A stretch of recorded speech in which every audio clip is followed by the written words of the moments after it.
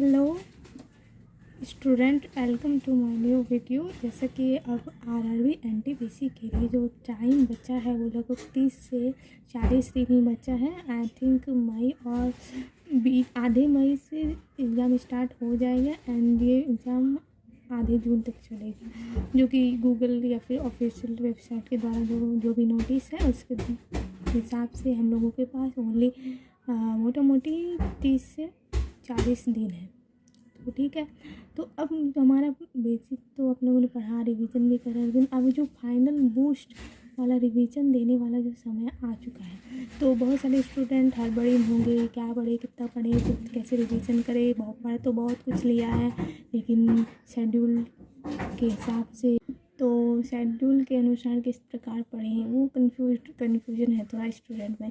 तो मोटा मोटी आरआरबी एनटीपीसी लास्ट 30 डेज़ का मैं वीवीआई टॉपिक्स बताऊंगी, जिससे आप मैक्सिमम नंबर ला सकते हैं। जैसे कि वेटेज उनका एग्ज़ाम में हमारा ज़्यादा होगा, इन जो मैं टॉपिक्स के बारे में बताऊंगी।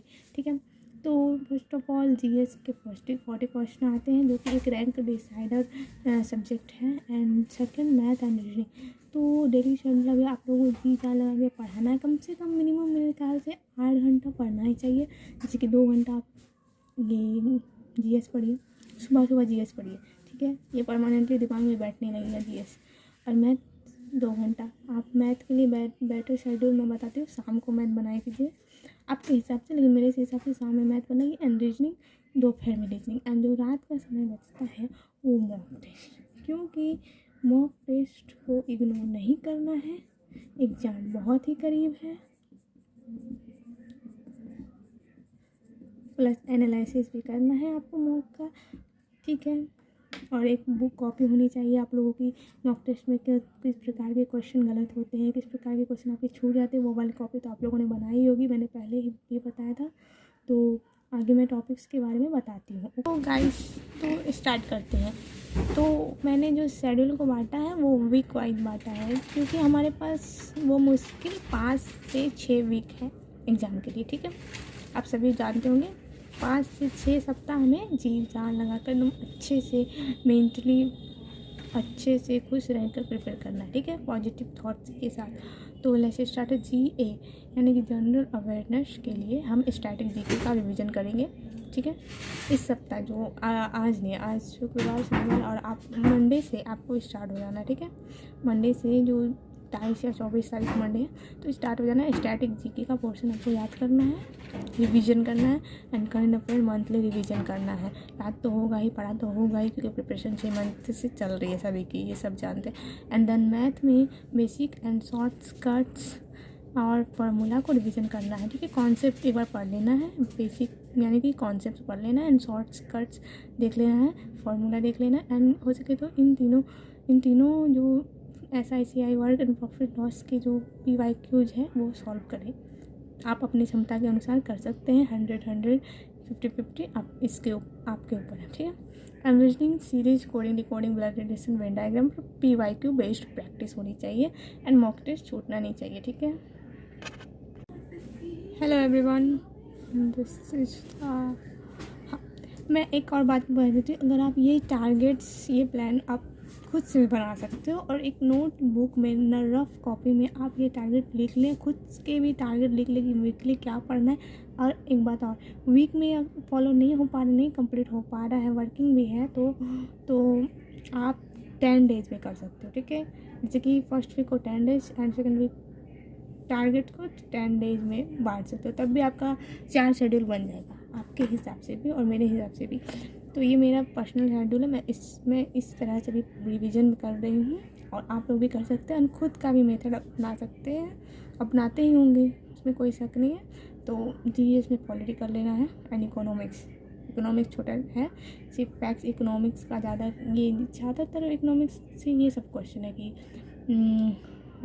GDP प्लस GDS ऐसे वगैरह, मतलब ग्रॉस डोमेस्टिक प्रोडक्ट में जो फार्मूला होता है बहुत सारा 20 तरह के हो, कम से कम है, तो वो आप कर लीजिएगा। और करंट अफेयर भी रिवीजन 2-3 महीना का और बचा है, तो वो भी करना है इस वीक में। एंड मैथ फार्मूला करना ही करना है, लेबर ट्रिगो परसेंटेज एज का फार्मूला, और इसको revision PYQ based question solve करने हैं। एंड रीजनिंग में भी पर्सन्स क्यूब एंड लोक संख्या अल्फाबेटिकल सीरीज के आपको PYQ सॉल्व करने हैं। थर्ड वीक का शेड्यूल है हमारा तैयार। तो GA में हम history geography book author third week या फिर 10 दिनों में कंप्लीट कर लेंगे। History geography book and author के जितने भी PYQs रिलेटेड है एंड जो अभी करंट से भी रिलेटेड जो बुक एंड ऑथर है, ठीक है। एंड मैथ में नंबर सिस्टम करेंगे and time distance and simplification and discount. तो 4 ही चैप्टर मैं दे रही हूँ, तो उसका रिवीजन आपको अच्छे से करना है कि हाँ परफेक्ट हर कॉन्सेप्ट के क्वेश्चन आपको नंबर सिस्टम के सॉल्व करने हैं, हर कॉन्सेप्ट के क्वेश्चन आपको डिस्काउंट के सॉल्व करने हैं PYQ बेस्ड।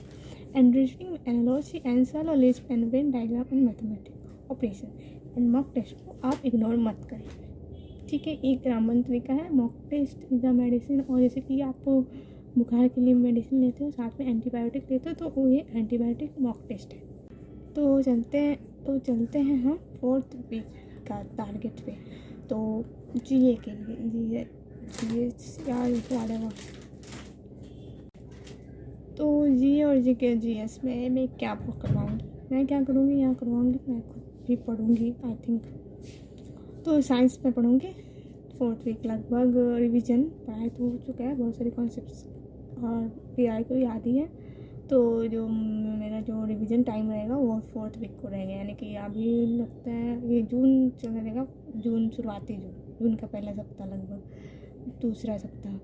तो स्पीड में साइंस बायो और केमिस्ट्री को स्पीड में मतलब कि मेरे ख्याल से 10 चैप्टर हैं बायो के और केमिस्ट्री का अकॉर्डिंग टू लूसेंट, ठीक है। लूसेंट के अकॉर्डिंग 12 है और इसमें 13 लगभग है आई थिंक। तो कर लेना है स्पीड में रिवीजन, ठीक है। एंड मैथ में काम समय, पाइप टंकी, बोर्ड मास, अनुपात, समानुपात, डाटा इंटरप्रिटेशन, ठीक है 5-6 से। और कुछ बच्चे भी है अंकगणित के, तो आप देख लीजिए 1-2 चैप्टर छूट गए होंगे तो ऐड करके इसी टाइम कंप्लीट कर लेना है PYQ रिवीजन, ठीक है। फोर्थ वीक में आपका मैथ टोटली कंप्लीट हो गया है, हो जाना से 1-2 बचे तो ऐड कर लीजिएगा, इनकम्प्लीट हो जाएगा। तो रीजनिंग भी ये कुछ चैप्टर बचे हैं फोर्थ वीक में आपको कंप्लीट कर लेना है, ठीक है। लगभग 25 to 30 सब चैप्टर है रीजनिंग में, ठीक है। तो फोर्थ वीक में हम 6 करके 6 हाँ हो जाएगा। फोर्थ वीक में आपका कंप्लीट रीजनिंग रिवीजन हो जाएगा PYQ बेस्ड। एंड मैथ में भी लगभग है 25 से 26 चैप्टर्स जो कि आते हैं, तो वो आपको फोर्थ वीक में कंप्लीट हो जाएगा। एंड जहाँ GK तो बायोकेमिस्ट्री हो ही गया है और पॉलिटी हिस्ट्री सब हो गया है। तो बचा है सिर्फ फिजिक्स जो कि एक मेन रीड है साइंस का, physics most important. And last में मैं इसके नेक्स्ट वाला एंड मॉक टेस्ट जो अब देना है आपको स्पीड में 2016 से 2021, ठीक है। 5 वीक यानी कि फाइनल वीक। तो हम मेरा शेड्यूल 5 वीक मैंने बना लिया अपना भी शेड्यूल इस तरीके से लगभग। और रफ कॉपी भी दिखा देती हूँ, ये देखिए इस पर मैंने टारगेट लगाए हैं, टारगेट्स लिखे हैं अपने 5 वीक के लगा लगभग 6 वीक का लिखा है। तो ये फाइनल वीक है, ये ऐसा वीक है कि आपका टोटल 4 वीक में आपका सिलेबस का रिवीजन हो गया है, क्योंकि सुबह पढ़ रहे, शाम में पढ़ रहे, दिन में पढ़ रहे, ठीक है। 8-8 घंटा पढ़ेगा तो हो जाएगा। 5 वीक फाइनल वीक, ठीक है। GA में से फिजिक्स बचा हुआ था, इस वीक कर लेंगे हम, ठीक है। मैथ BVI क्वेश्चन है, जैसे कि VVI आपने नोट किया होगा कि जो मुझसे नहीं बन पाया तो मैंने नोट किया, तो वो वाला रिवीजन करूँगी। एंड मॉक वाला PYQ यानी कि मॉक में जो गलती हुआ तो मेरा मैथ के क्वेश्चन, तो उसका मैं नोट्स करती हूँ तो उसको रिवीजन करूँगी। दैन रीजनिंग में भी मॉक वाला long question revision and mock test 2016 से 2021 तक रहने वाला। तो ये था मेरा 5 वीक का कंप्लीट शेड्यूल और उम्मीद है कि आप लोगों को भी पसंद आएगा। और इस तरीके से मैं अपना मंथली 1 मंथ रिवीजन करूँगी जब तक एग्ज़ाम नहीं हो जाता है, और उम्मीद है कि 30 से 40 दिन में एग्ज़ाम होने लगेगा। और अगर 5 वीक का अगर आपका 5 वीक का टारगेट कंप्लीट हो जाता है, आपका सिलेबस रिवीजन कंप्लीट हो जाएगा, तो आप क्या करेंगे? यदि कि 4 से 5 दिन अगर आपको बचेगा, एग्ज़ाम डेट आपका लेट होगा, तो उस टाइम आपको सिर्फ मॉक टेस्ट देना है, एनालिसिस करना है और उसका रिवीजन करना है बढ़िया तरीके से, ठीक है। एंड मॉक टेस्ट वाली कॉपी का रिवीजन करना है। तो all the best all of you and thanks for watching.